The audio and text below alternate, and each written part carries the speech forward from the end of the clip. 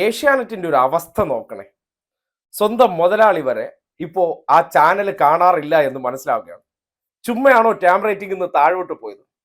കഴിഞ്ഞ ദിവസം ഛത്തീസ്ഗഡിലെ ഈ വിഷയങ്ങളെല്ലാം നടക്കുമ്പോൾ രായു മുതലാളി നേരെ ഈ ദുർഗിലെ ജയിലിനടുത്തെത്തുന്ന സന്ദർഭമുണ്ടായി.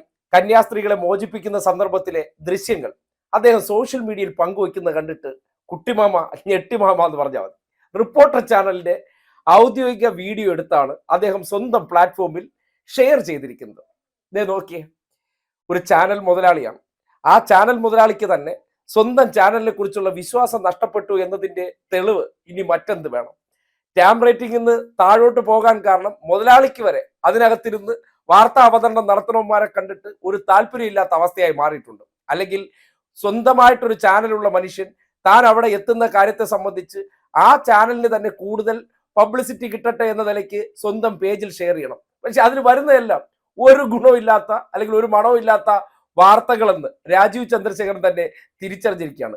ലോകത്ത് ഒരു മുതലാളിക്കും ഈ ഗതി വരരുതേ. കാര്യം സ്വന്തം പോക്കറ്റിൽ നിന്ന് പണം മുടക്കി കുറെ പേരെയൊക്കെ അവിടെ മാധ്യമപ്രവർത്തകർ എന്ന നിലയ്ക്ക് അദ്ദേഹം തീറ്റി പോറ്റുന്നുണ്ട്.